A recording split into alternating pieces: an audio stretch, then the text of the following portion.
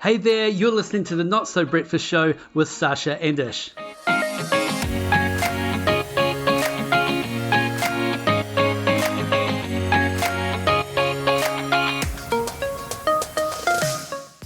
Alright, welcome to the Not So Breakfast Show today, and this is the one about planning your perfect week. How do you be efficient and pack in the things that you love, plus the things that you need to do, and prioritise those. That's what we're focusing on. And who wouldn't want to be Smoothie Dad? And your Smoothie Dad. What the heck is Smoothie Dad?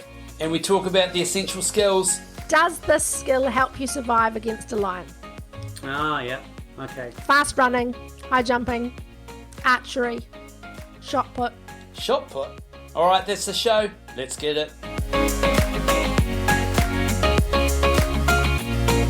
Alright, welcome to the Not So Breakfast Show today, and this is the one about creating your perfect week. What would float your boat, light your fire? What does that week look like that you strive for? And I want to talk about it because I think I've stuffed up this week, Sasha. Tell me, where have you gone wrong? I said yes to something that I shouldn't have said yes to, that I thought was a good idea, but it's actually just become all-consuming, and it shouldn't have been. Did you agree to design someone's wedding dress? Yeah, way outside my comfort zone. I was like, where's my stretch? I know, dress design, that's where I want to head. No, it wasn't that. Was it that you committed to a sports event? No, it's interesting. It's right in my zone. It's right in my pocket. Is it something you're good at? It's something I'm good at. But you should have said no to. I should have said no to it. I kind of have a list of certain speaking gigs and engagements now that I tend to say no to. But for some reason, I said yes to this one. And the main ones to say no to are the ones that don't pay, right?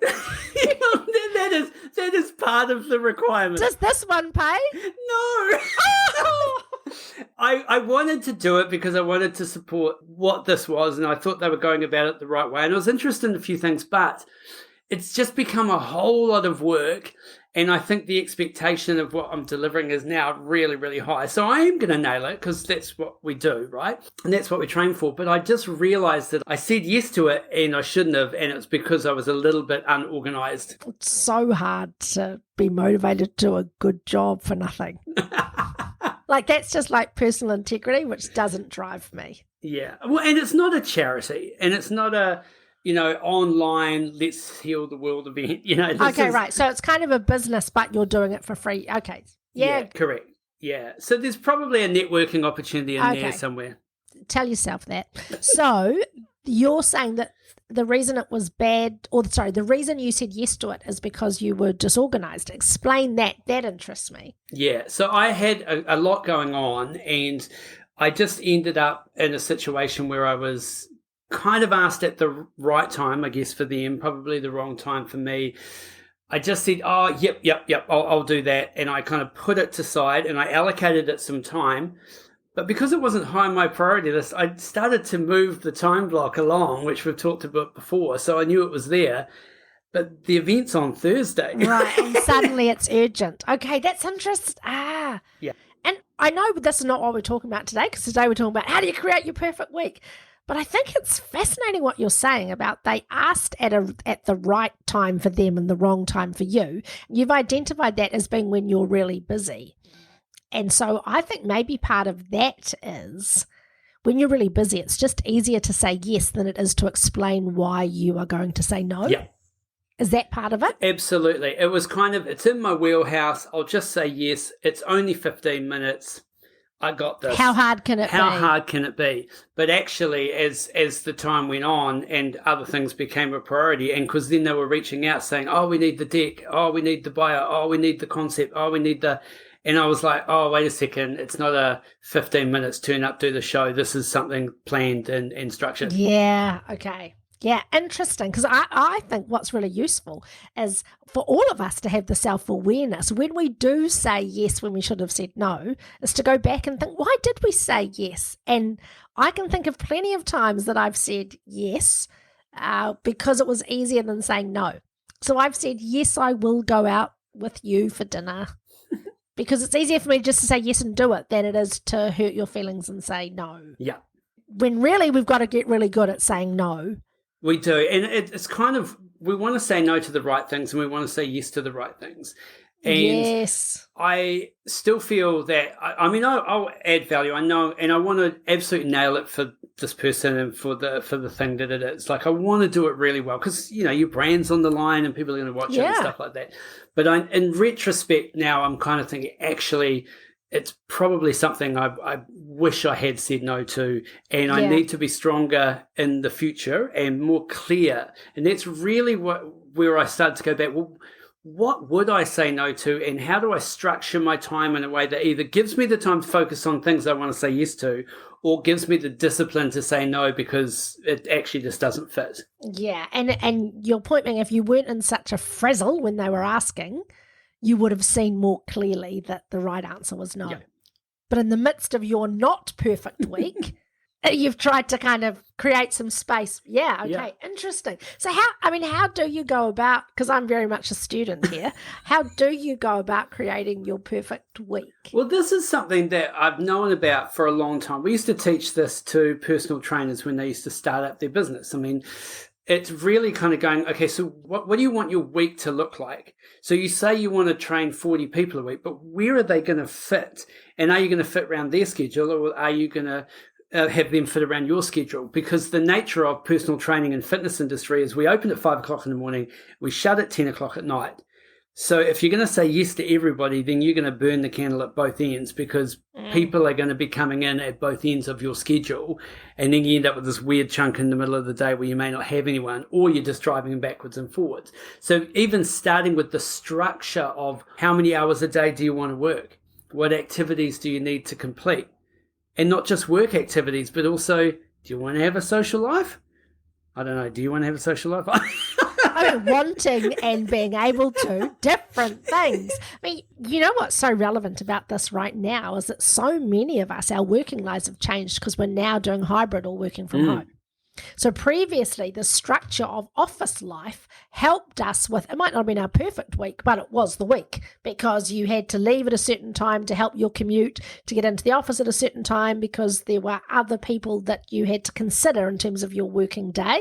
Now, I hear from a lot of people that they're saying they find it hard to build appropriate boundaries about what's work and what's play at home. And I know, like, an instant thing that's happened for me is I regularly roll out of bed, make a cup of tea, I'm literally in my pajamas, and I'll go and smash through 10 emails, and then I'll go and have a shower, and that's amazing. Like, I love that. That works for me. Whereas if I'm back in an office environment, I mean, I could, but I wouldn't tend to. I'd tend to get up, have a shower. You know, so people are reconsidering all of their routines, and I think there's a lot of recognition that our routines aren't necessarily serving us, because it's not that we're working from home, we're actually just working all the time. Yes, absolutely. So maybe as the way we start looking at our week and when we're mapping it out is map it out as if there's no work. Like, map it out how you want it, rather than kind of going, oh, well, I have to do 19 hours of this activity, that has to be in there. Maybe that's true, maybe it's not. But how do you want your week to work? And then you could, once you get that perfect week, start possibly moving towards it. Yeah, but so people are going to be listening to this and go, oh, that's easy. My perfect week means I don't work. So I'm on holiday and someone brings me a pina colada. True. So that's a good distinction. But your point is around saying what are the things that are really important to you and maybe put them in first. Because we do have to work most of the time, right? Yeah, and this is the principle of Big Rocks, right? Yes, so tell us about that. By Stephen Covey. So Stephen Covey talks about the Big Rocks principle, and it kind of, if you ever get to see it's like a video that was recorded in like the 70s or something, and he gets this lady up on stage, and he's got a fish tank there, and he's got these different buckets of rocks. He's got some big rocks, and he's got some small rocks, and he's got some smaller rocks and some sand. And he's getting her to put all this stuff inside the tank and trying to fit it in. And so she's kind of putting stuff in different orders. But basically, towards the end, what you figure out is if you put the big rocks in first, then when you sprinkle on the smaller rocks, well, they fall in amongst the big rocks and then fill the tank to the top. And then you can kind of get even smaller rocks and put them on the top and shake them, and they fall into the gaps. And then you can put sand on the top and shake that, and that falls into the gaps. And then if you really want to be crazy, you can pour water on it and fill it completely.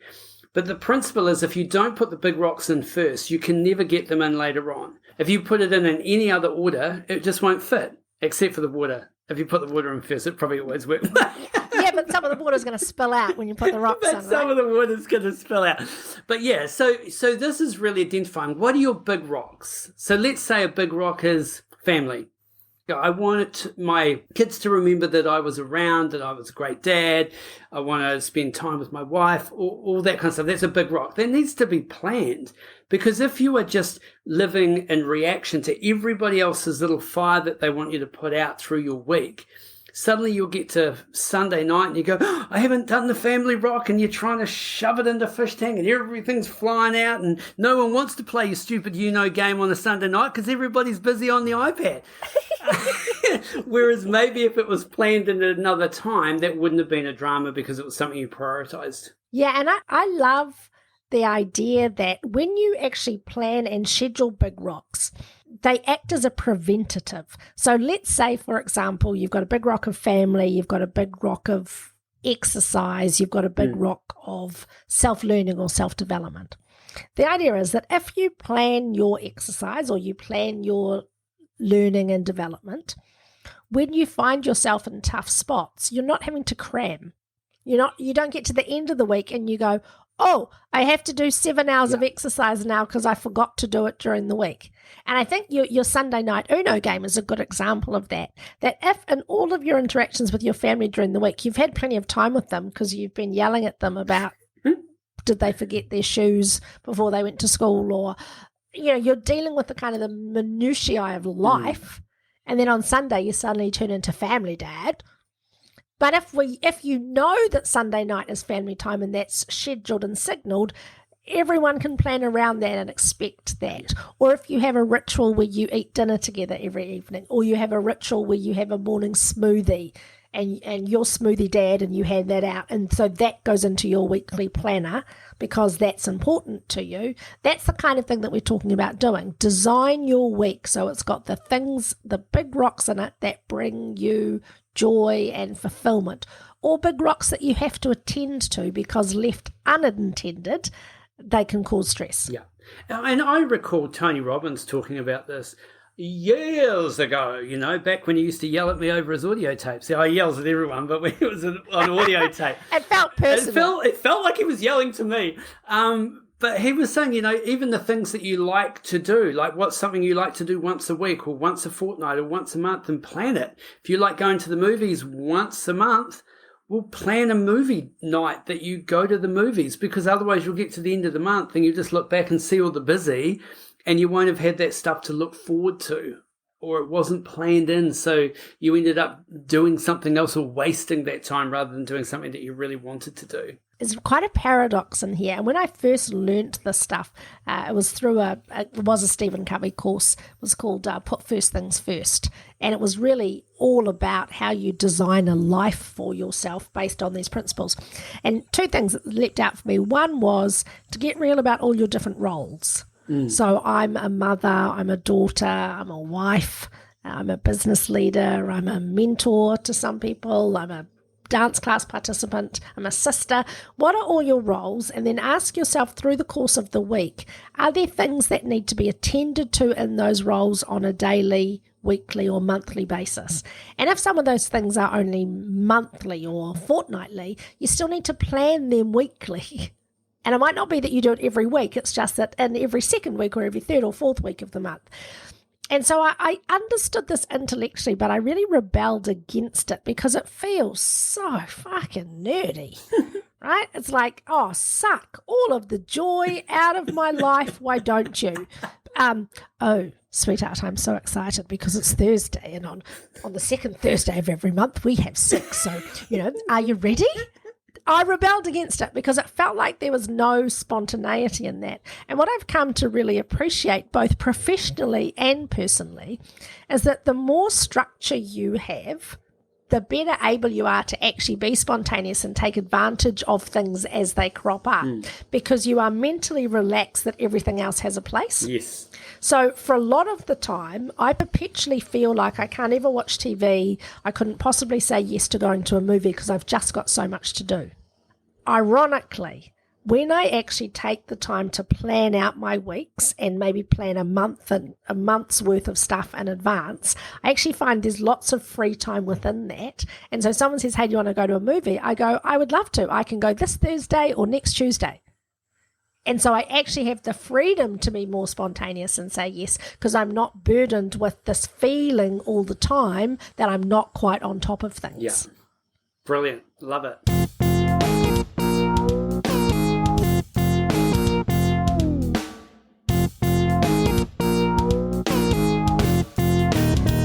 So if we flash back to a previous episode we've done episodes on time management and, really kind of figuring out when you're at your best.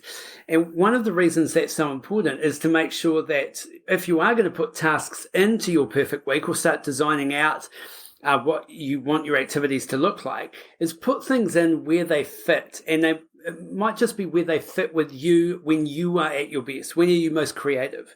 For example, for me, that's in the morning. So if I have to do creative work, it's going to go in the morning.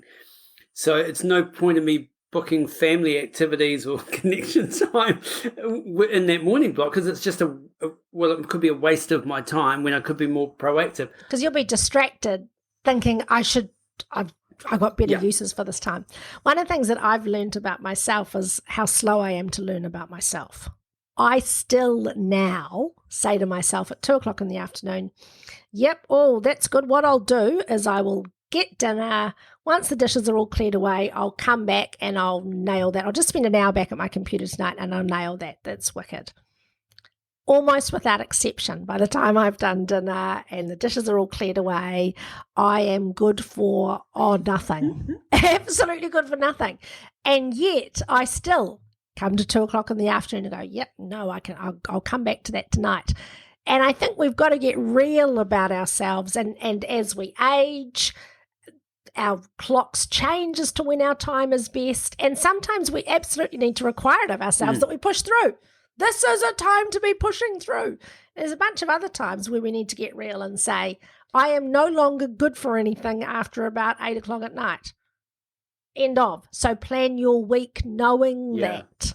You might as well be watching Netflix, going to the movies, whatever, at 8 p.m. because you're not good for any thinking stuff. We'll be right back. If there was one skill that could double your income, advance your career, and increase your ability to influence, it is the skill of presenting. Whether it's on stage, in the boardroom, or at a job interview, the 30-Minute Presenter program will help take you to the next level. So check out our Instagram page, click the link in the bio, and get started on the 30-Minute Presenter program.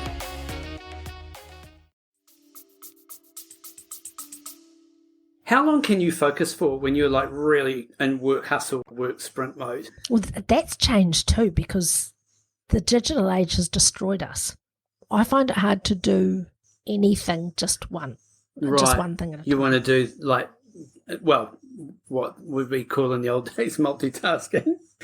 Yeah. So I can be in a document and just leave the document to go and check a social media page, and 45 minutes later, because I've gone down and done lots of other interesting things, and I've literally forgotten that I was in the document. So recognizing that about myself, and particularly when you're working from home, where there's no one like to watch that you've actually just lost your focus, recognizing that about myself, I'm being way more disciplined now. When I'm absolutely on a roll, I'm good for about 90 minutes max. After I get to about the hour and a half mark, at my grand old age of 48, I either need water, wheeze, or a cup of tea, or a walk. It's usually water, wheeze, or a walk is what I need. And so my body tells me it's time to move on. But there's plenty of research that says 10 minutes and you're done. Well, what are you experiencing? Probably no more than 90 minutes. Like I'd be starting to drift off after that. I heard something from Brendan Burchard the other day, and he was saying that he had a mentor once who talked about genius works in 4-hour blocks, but that was his one. He was really, what he was saying is find your genius. So if your genius is 90-minute blocks, we'll figure out a way to apply yourself for 90 minutes and then go have a break. And if that's half an hour, fine. Yeah. Okay, so if that was true for me, mine would be 45. I can go hard for 45, then take a break, and then come back. One of the things that I think is interesting from what Brendan's saying is I hate what I call lost time. So if you've got a big chunky project, you're better to go 45 minutes break, 45 minutes break, 45 minutes break, 45 minutes break. So you got 4 hours at a time on it. If you do 45 minutes one day and then 45 minutes the next day, you spend the first 10 minutes of the second 45 minutes reminding yourself where you were up to the day before. And I think that's where chunking time can be really useful. Yeah, and that's where we lose time in what you were saying before, the distraction. Yes. So we're doing something and then we check the email and then we answer the little problem or put out the fire, and then we come back and go, oh, where was I again? And you're trying to catch up. Oh, that's right. And then you're back in flow. So trying to keep in your genius, keep in your flow, eliminate the distractions, that's part of planning. And again, that comes down to maybe when you're at your best, if you're finding yourself really distracted a lot in the afternoon, maybe it's just not the right time to be trying to do that, or you need to figure out a way to get yourself in that zone so that you're really applying yourself and getting the work done.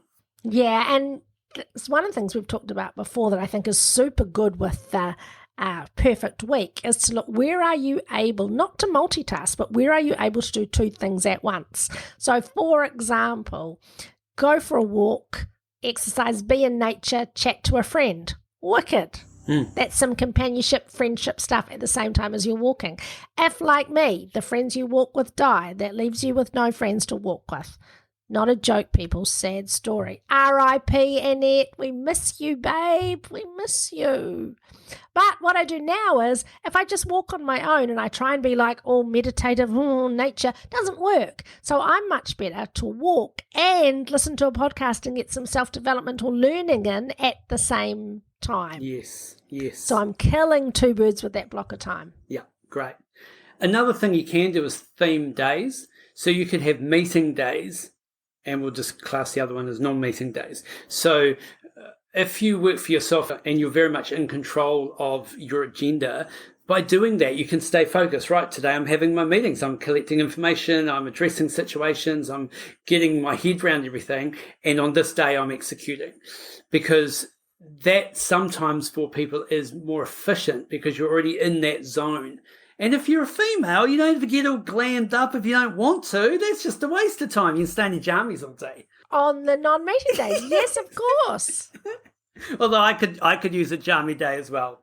Do you know I got into work today and about 3 people said, oh, Ish, you've lost weight. And I was like, now either I was looking obviously like I had put on weight, or they were paying me a compliment.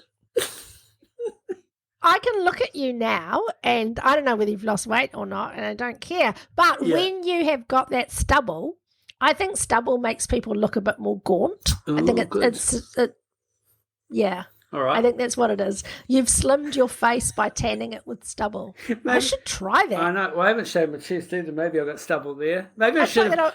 Try that on my bottom. Put some stubble on it. See if it looks smaller. Maybe I shouldn't have been walking around the office with my shirt off. I don't know. That's where you went wrong.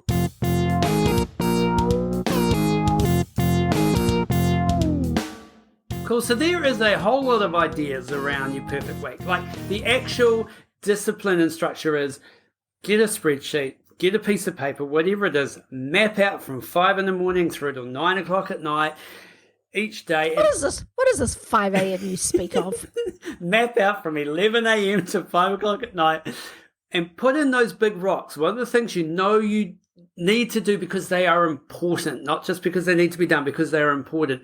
And then start to look at the other things we structure in and allocate time and allocate structure and then plan in some great stuff to look forward to. If there's one thing I need right now, it is something to look forward to because, man... It's a grind. Oh, you hop on social media, everything's a grind. It's tough out there. And I think there's much joy to be gained just by going through this process because part of what it does is give you some control back.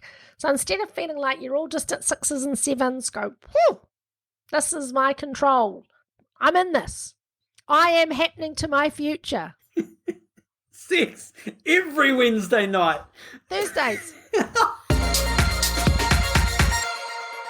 So, Ash, Winter Olympics. You watching any? I have been watching some. Do you ski? Do you snowboard? Do you do any snow sports? No, I make a good snowman. Excellent. But that's not in the games.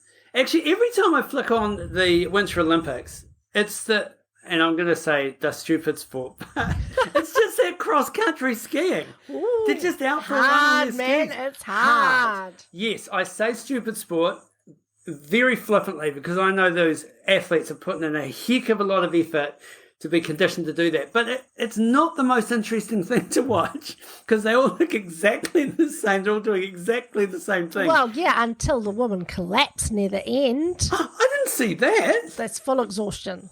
Oh, man.